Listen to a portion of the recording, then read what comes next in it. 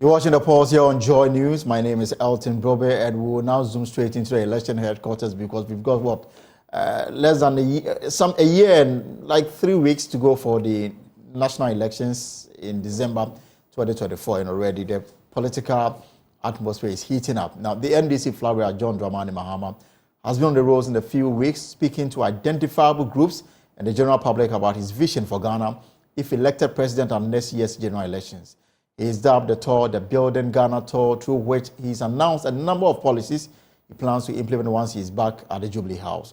One of them is his promise of creating a 24-hour economy, his grand plan for boosting the economy and creating jobs.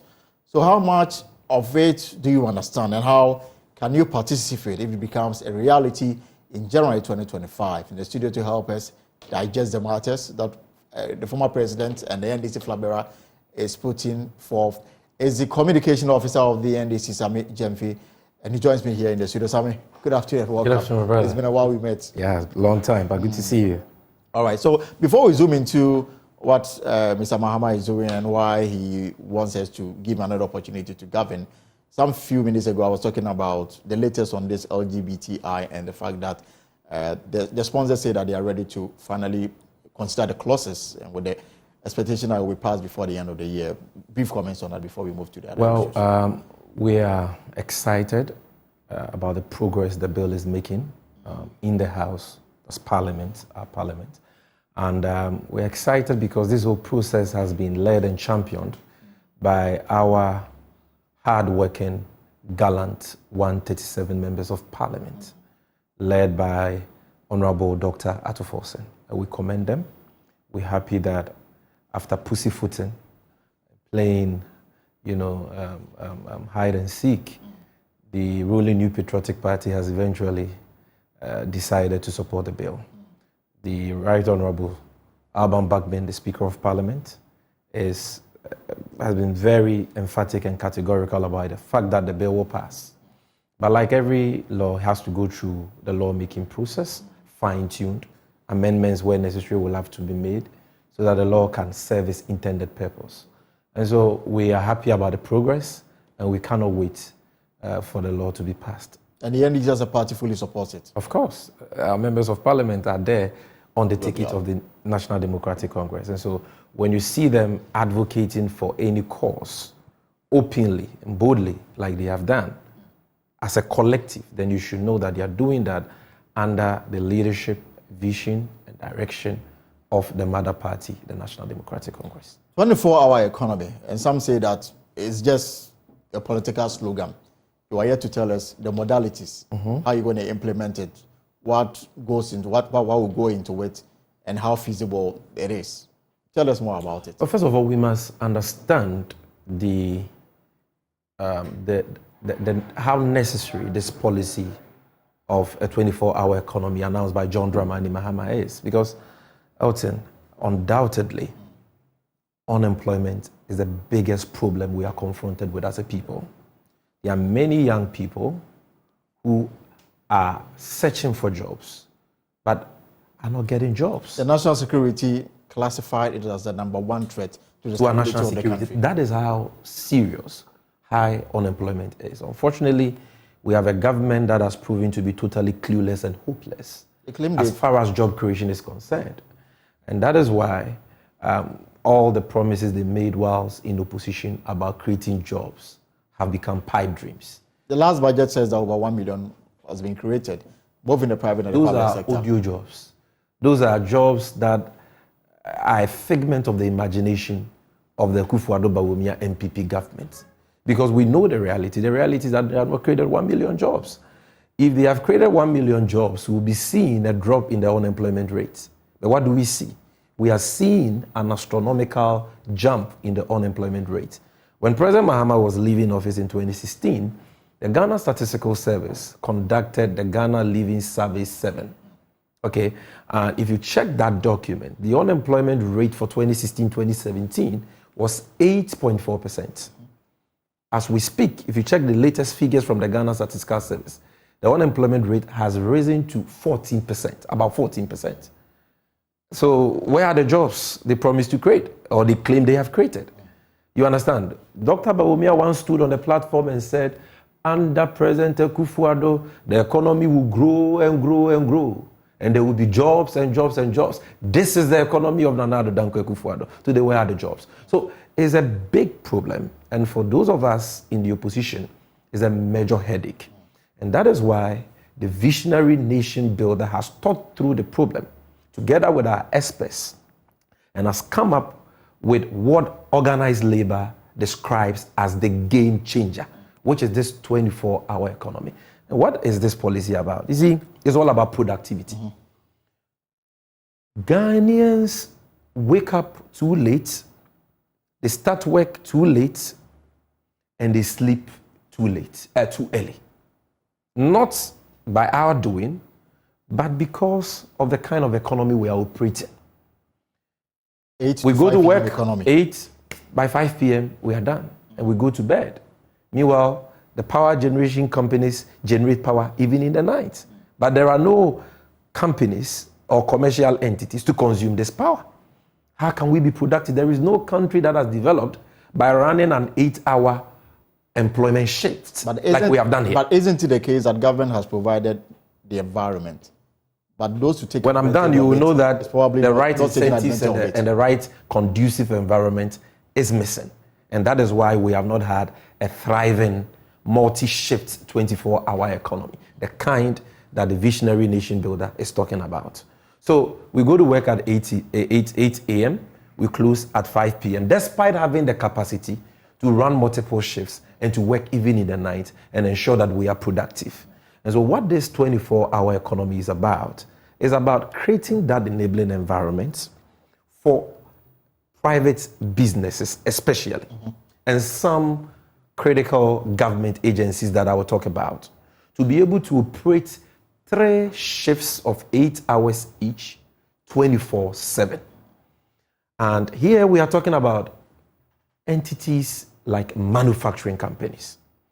Now, for us to see real, meaningful transformation, we need to begin to take industrialization seriously. But currently, nobody is stopping industry from undertaking. What are the incentives? What are 3-hour shift? What are the incentives? You yourself alluded to the fact that there is 24-hour provision of electricity. Let me tell you, they are being restricted. You know what is restricting them? The high cost of doing business. Tax payments.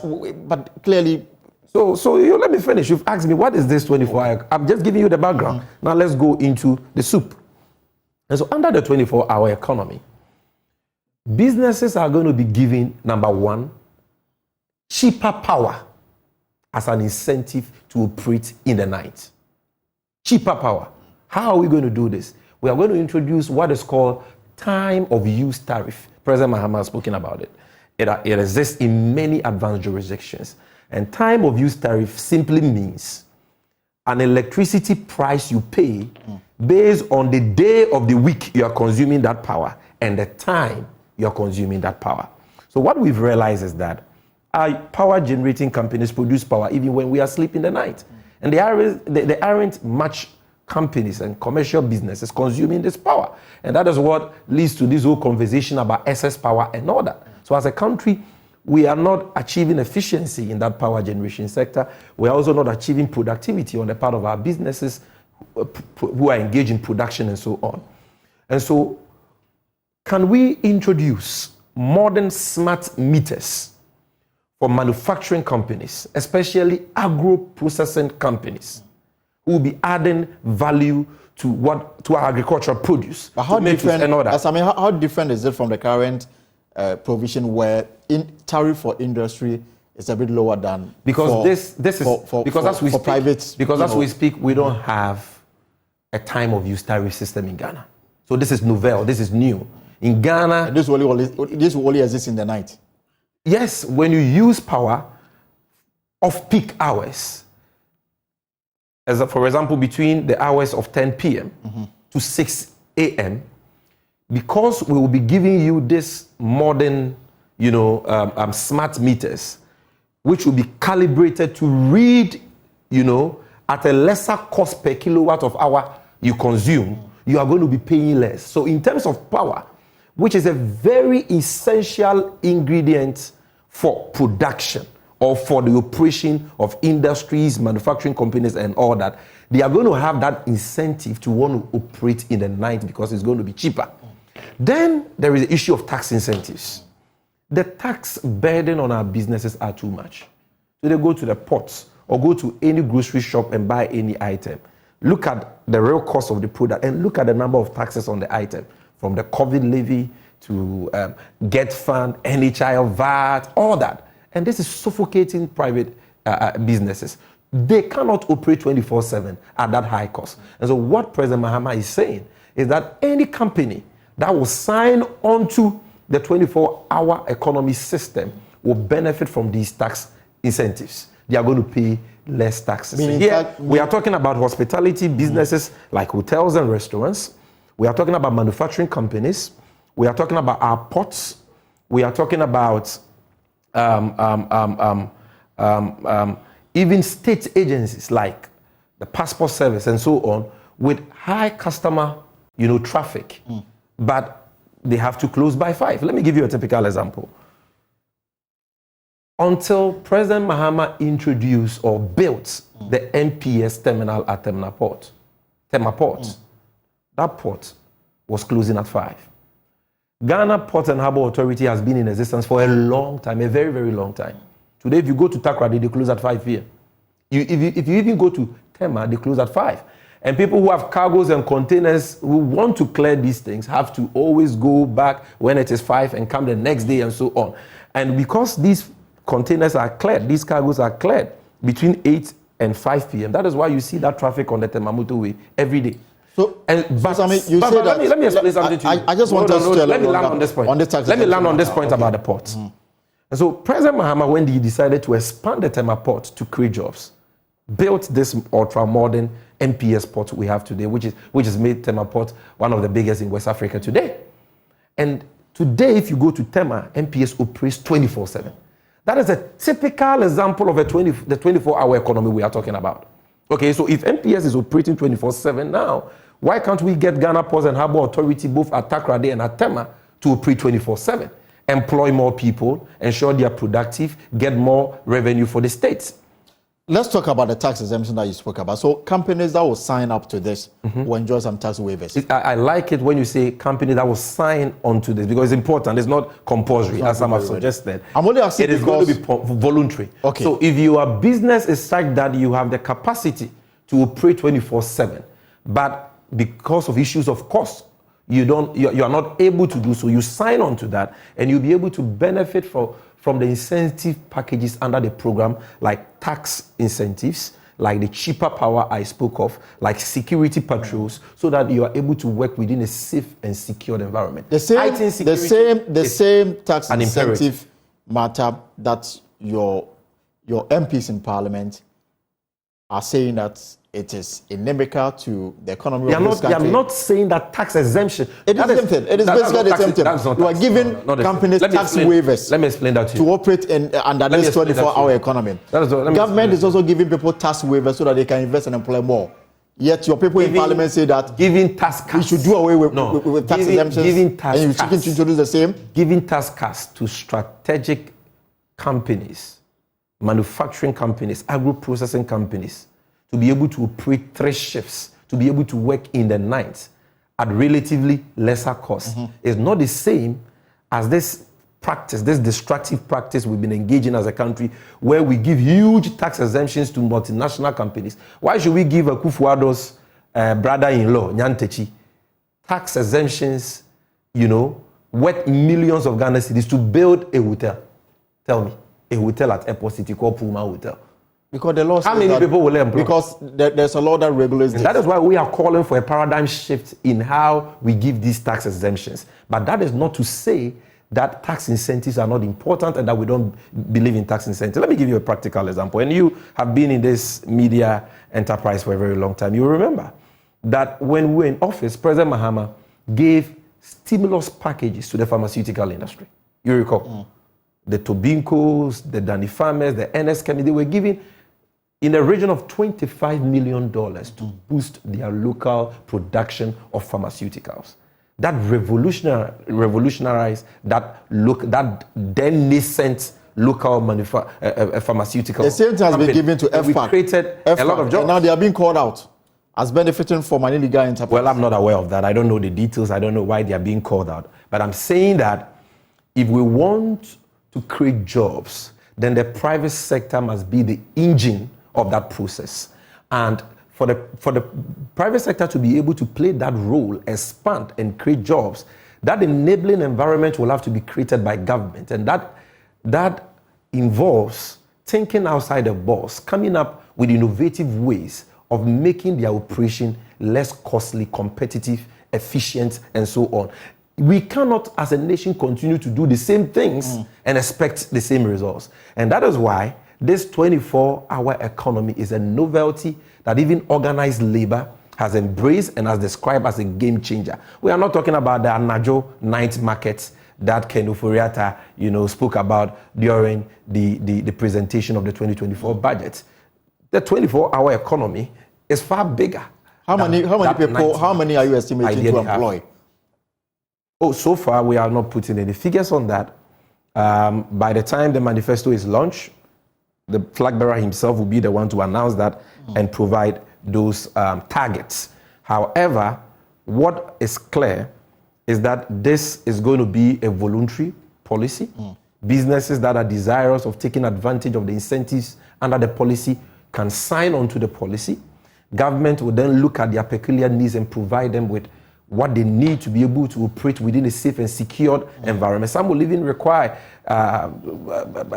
government to facilitate transportation services, special security patrols for them. Because you recall when mobile money vendors began to work deep into the night, insecurity became a major crime, became a major challenge. And that is why most of them today close by 6, 7 p.m. When we were case, we had pharmacies and many food vendors operating deep in the night. Because of insecurity, that is a problem. And that is why President Mahama says the priority will be on providing an atmosphere of heightened security, number one, tax incentives, and cheaper power. I just want to find out the kind of economy we have now. Can this economy support this initiative that you have? Emphatically. Where you have IPPs on the neck of government asking the government pay their 1 billion Ghana cedis in debt. Otherwise, they will switch off their plans and plan this country. But what does that? And all what does that? No. What has that got to do with having? Because in any case, the power, is it not better to get businesses operating in the night, operating 24/7, consuming power that today is lying idle, so that at least we can get more revenue to pay for that power? Is it not better? Because when we are sleeping, we are not working, we are not being productive. The power is being produced, and we must pay for that power. Are you getting my point? So is it not more sensible to have a policy that encourages the businesses, the companies, the mining companies, the cleaning companies to operate in the night so that we can be consuming that power, okay, and be paying something for that power, even if relatively lesser than what we pay for the power we consume during the day. So whichever way you look at it, this is a policy that is going to revolutionize the country and create more employment opportunities, but more importantly, create productivity and efficiency in the management of the affairs of the country and also for our private industries. Because if we are to transform this economy and move from an economy that exports raw materials to an economy that adds value to what we produce, we need to provide these businesses the opportunity and the environment to be able to operate 24/7 to optimize production. And they will only do so if the cost of production during those additional shifts are relatively cheaper. Right. So Sami Jeffy is my guest here on the pulse. We are looking at former President Mahama's and NDC flag bearers' 24-hour economy and how feasible this would be. But remember also that the former president, the NDC flag bearer, Mr. John Mahama, is in the Bono regions, started last Friday, and is touring, selling his ideas to the electors ahead of the election in 2024. One key issue that came up at one of his stops at Wenchi was his bold pronouncement that when elected, he would ensure the cancellation of the teacher licensure exam. Now, we've had a lot of reaction to this matter.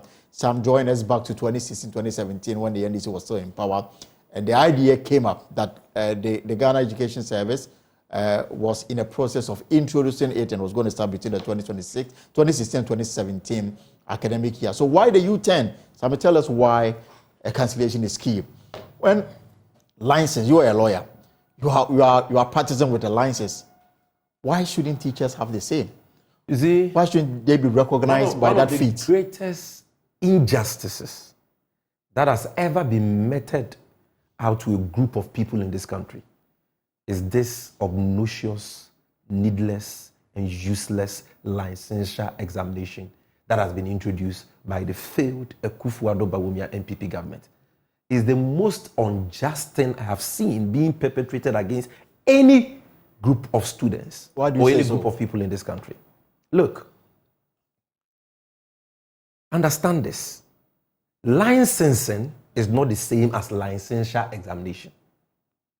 Licensing is not the same as licensure examination. Section 12 and Section 13 of the Education Act 2008, Act 778, is clear. Teachers ought to be licensed and registered before they can practice as teachers in Ghana. We support that. We fully support the licensing and the registration of teachers. President Mahama supports it. The NDC supports it. However, we are against the use of a licensure examination as the sole basis for licensing teachers. And to practice. And to practice as a teacher. Because you don't have to write an exam before you are licensed. You cited me as an example. You said, I'm a lawyer. I'm licensed. Yes, I'm licensed. But I didn't write any licensure examination before I became a lawyer. How do you become a lawyer? You first of all need an LLB, a degree in law. So you can go to any law faculty and get your degree in law, and then apply to go to Ghana School of Law, which is the only institution now in the country running the professional law course. And when you go there for 2 years, you undertake all the professional law courses, you pass your courses, year 1, year 2, then you are required to undertake a mandatory internship right after program in the course of the program. Yeah. When you pass all your courses at the Ghana School of Law and you successfully go to the internship program, you are called to the bar and licensed to practice as a lawyer. You only undertake your pupillage, your 1 year mandatory pupillage. After being licensed, you are not asked to, after you have passed your exams, to go and do national service for 1 year.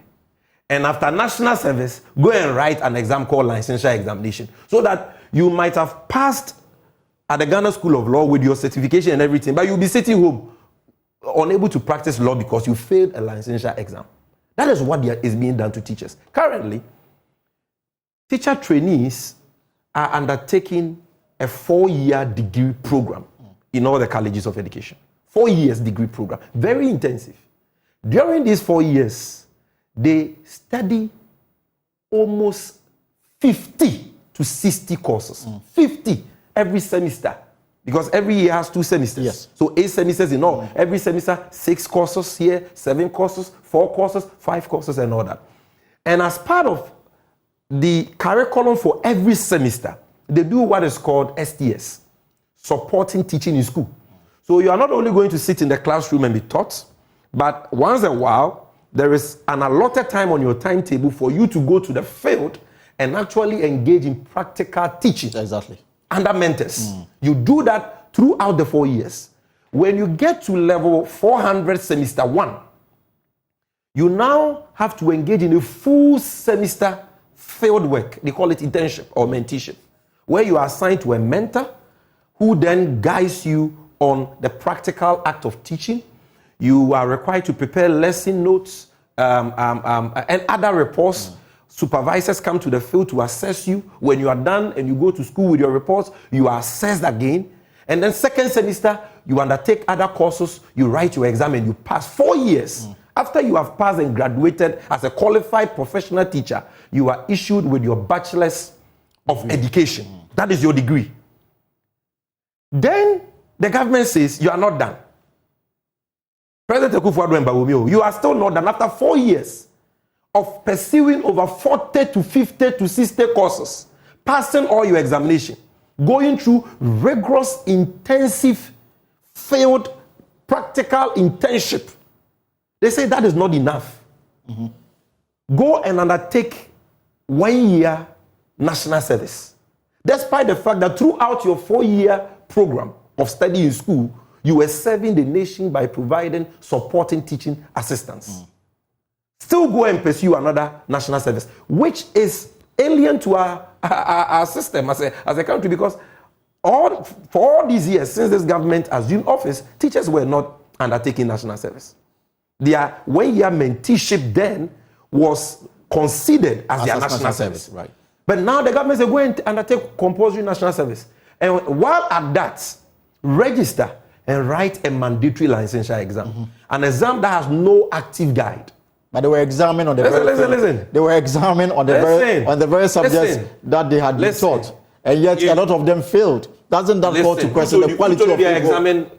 They had already passed in school. Yes. So do you know what they examined them on? Literacy, numeracy, essential skills, an examination without any formula. You don't even know the marking scheme they use. You are not told the pass mark. You are the number of people who pass the exam depends on the number of people government want to deny employment. You see, this whole thing is a scam. The Kufuor government doesn't have the financial capacity to employ all teacher trainee graduates from our colleges. That's the reason why they don't have the capacity, because they've not been expanding access to education. And if you don't build schools and you don't create vacancies, where are you going to employ them? They don't even have the money.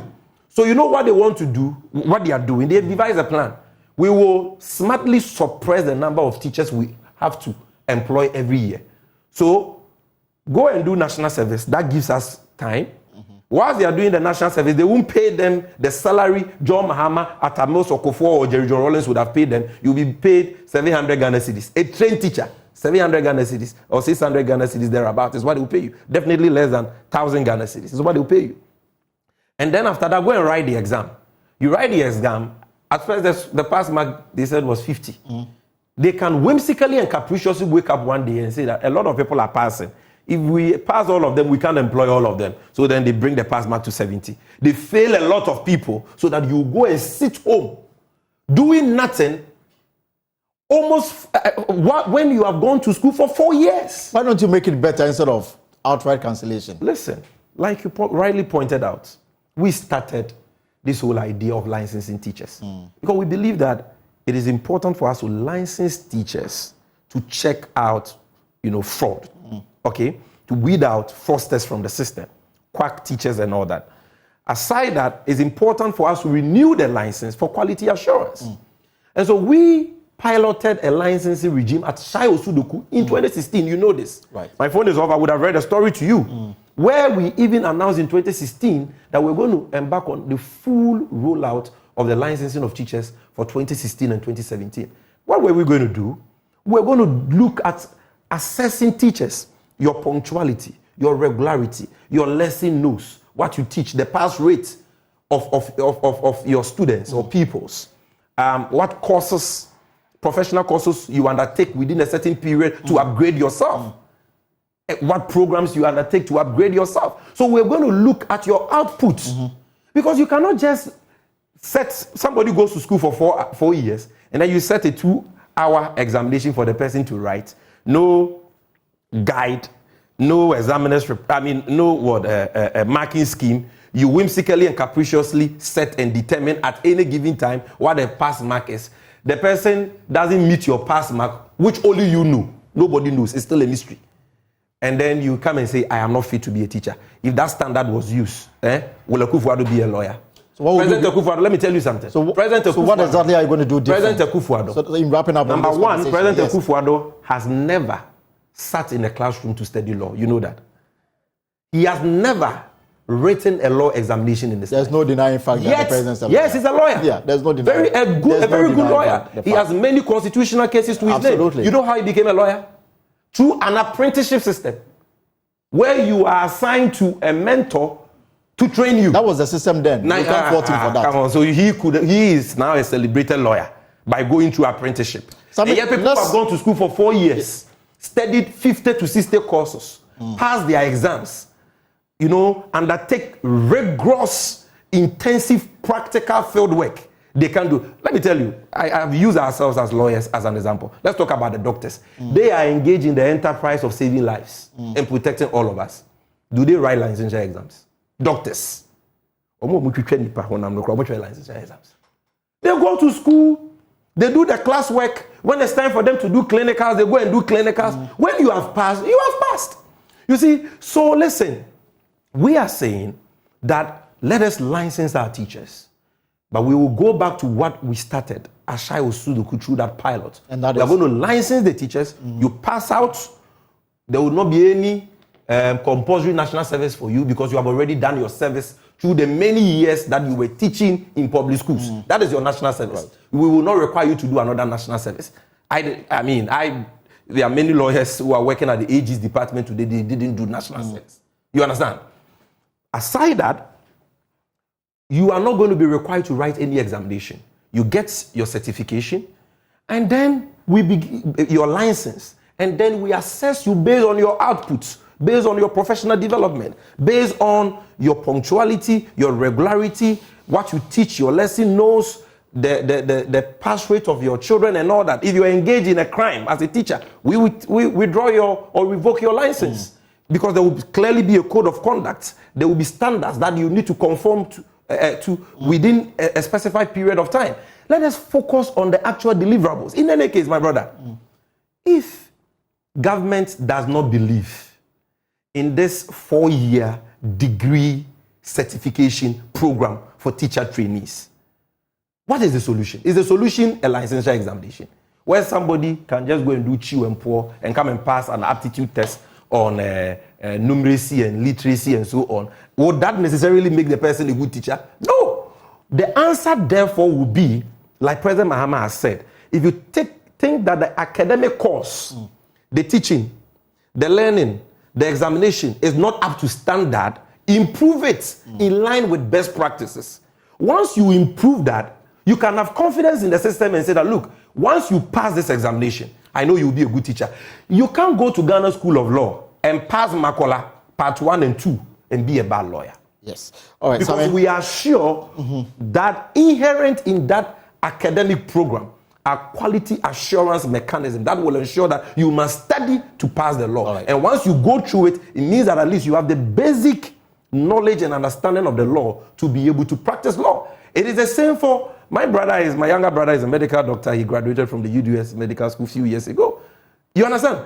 And I know how they used to study and bend a midnight candle just to pass that medical examination. So difficult. But once you pass, because they have confidence in the system, they don't require you to write any licensure examination. Well, I guess we'll have more time. Scrap the mandatory national service. We will employ them automatically. There will not be any licensure examination, but they will be licensed. And periodically, their license will have to be renewed based on the many factors I have mentioned. All right, thank you very much. Let's in wrapping up this conversation. I mean, I don't know whether the farming bits. Yes, clearly he's speaking to the matter about the cashew because Wenchi has a lot of cashew. Not just Wenchi, that whole enclave of Bono East is the heart. Yeah, Wenchi, Mem, and all those areas. Yeah, cashew farming. You know that place very well. Exactly. And it's very sad that over the years, governments have not really significantly supported the cashew. Government set up an authority akin to Cocoa Board and the rest. No. Clearly, akin to Cocoa Board. Something is being done. Cashew farmers have guaranteed. But what exactly are you doing for such farmers in the Indian? What we need to do is to support them, with what they need to be able to increase their production. They will need free seedlings. They will need weedicides. They will need government to assist them with pest control and ensure that whatever they cultivate is able to grow and produce more to feed the agro-processing factory, the cashew processing factories that the next NDC Mahama government will be setting up so that we will stop exporting cashew in its raw state to India and so on, but add value to the cashew we produce. Without doing that, we cannot boost production. And to make that happen, we need a cashew marketing board, that will guarantee prices for the farmers and that will provide them with all these incentives that I've mentioned. This policy is very dear to the heart of President Mahama. and you can trust him to deliver because he has done it before. If you look at the poultry industry, it's now in a state of comatose. In the 2024 budget, there's a special provision for poultry farmers. Some-selected regions. In the 2022 budget, there was a 1 billion cedis provision for a program called U-Start, which was supposed to create 1 million jobs. The NSC. So what is your plan for the poultry industry? As for a budget, they are just telling you sweet things. They told you as a budget. Well, we can only hold them. We can hold them to their promise. They told you they say that we have selected 5 regions to benefit from a special project on poultry. They told you in consort budget. They said about Tampa budget. They do baby cry. There was confusion galore. They said what Ajinkwa budget. Then from Ajinkwa, you see, it's not about cheap slogan hearing. It's about concrete policies. Take all their budgets. You will see that, with the exception of the draconian taxes they continue to impose on us, 90% of the lofty promises they capture in their budgets never get implemented. It's just a recycling of failed promises and projections in the budget. Let's talk about your plan for the poultry industry. Look, what we are saying is that we need to control the importation of poultry into our country. If our local poultry industry will ever have a chance. We started this under the actual NDC Mahama administration, you will recall, when we introduced the 40% rule and said that any company desirous of importing poultry into this country had to buy 40% of that volume from our local poultry farmers. And we enforced it to the letter. We introduced the Ghana Broilers Project, supported 29 poultry farmers to go into that.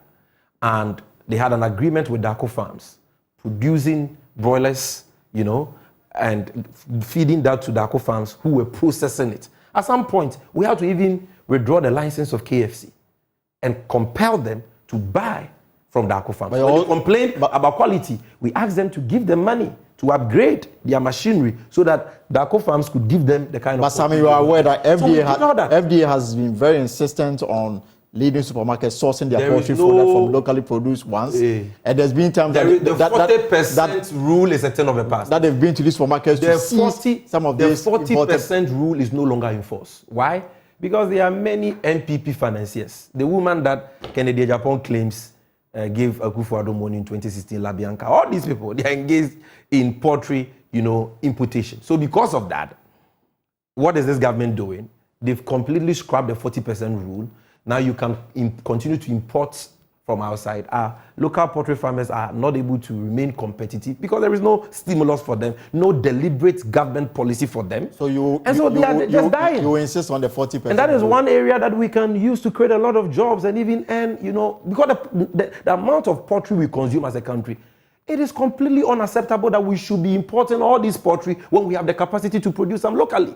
So all you need is leadership. You see, leadership is cost. The rest, leadership is what matters. You need a leader with a political will to say that you have the right to import poultry, but you need to buy 40%. That 40% rule will come back under the next NDC Mahama government. So for the many farms, especially in the Doma area, what is the plan for them?